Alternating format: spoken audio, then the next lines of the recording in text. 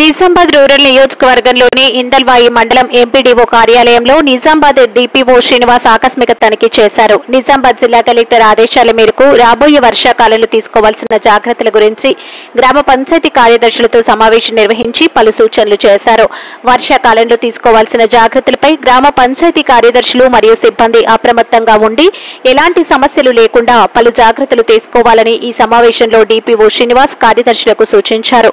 ఈ కార్యక్రమంలో MDO Anantha Rao, MPO రాజ్కాంత్, కార్యదర్శులు శ్రీధర్, భరత్, అశోక్, వినయ్ మరియు ఎండీఓ ఆఫీస్ కంప్యూటర్ ఆపరేటర్లు లింగం, వినయ్ తదితరులు పాల్గొన్నారు. విశాఖ వేదికగా జరగనున్న ఇప్పుడు జూన్ నుంచి ట్యాక్స్ కలెక్షన్ అనేది స్టార్ట్ చేసి ఇయర్ ఎండింగ్ వరకు పోకుండా వెంటనే ఒక 1-2 మంత్స్ లోపల టోటల్గా 100% ట్యాక్స్ కలెక్షన్ అనేది చేయాలి. తర్వాత మనకి ఇప్పుడు సిటిజన్ సర్వీసెస్లో భాగంగా మీకు ప్రతిరోజు కూడా ఎవ్రీడే నేను ఎంపీఓస్ కూడా రివ్యూ చేస్తున్నాను, వీక్లీ ట్వైస్ అట్లా. దాంట్లో భాగంగా ఎక్కడ కూడా మనం బియాండ్ ఎస్ఎల్ఏ ఉండద్దు అంటున్నాం. బియాండ్ ఎస్ఎల్ఏ అంటే ఏంటి? Service level agreement. ఏదైతే మన చట్టం ప్రకారము గ్రామ పంచాయతీ పర్మిషన్స్ కానివ్వండి, లేఅవుట్స్ కానివ్వండి, మీకు జిఓఎంఎస్ నెంబర్ 67 ఏం చెప్తుంది? మనకు రెసిడెన్షియల్ పర్మిషన్స్ అయితేనేమో 15 రోజుల కంటే ఎక్కువ ఉంచుకోకూడదు పెండింగ్.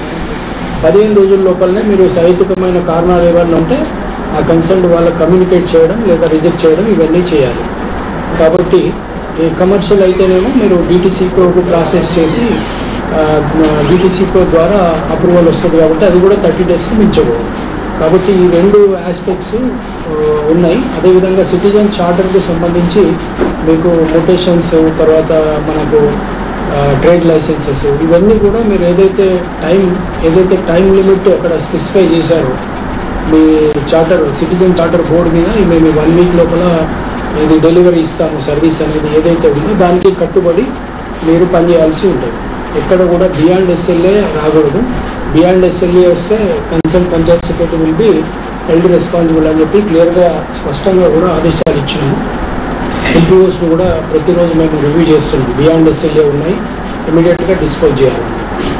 కాబట్టి ఎక్కడ కూడా బియాండ్ ఎస్ఎల్ఏ పోకుండా చూసుకోండి. అవన్నీ కూడా మీరు ఇమీడియట్గా క్లియర్ చేసుకోండి. ఏ కారణం లేకుండా రిజెక్షన్ చేస్తామంటే కూడా అది కరెక్ట్ కాదు, అది మిస్యూజ్ ఆఫ్ పవర్ అవుతుంది. కాబట్టి అది కూడా మీరు హేతుబద్ధంగా మీ ఆలోచన విధానం కరెక్ట్గా పెట్టుకొని జస్టిఫై చేయాలి. ప్రతిదీ కూడా జ్యుడిషియస్గా ఆలోచించి నిర్ణయాలు తీసుకోవాలి.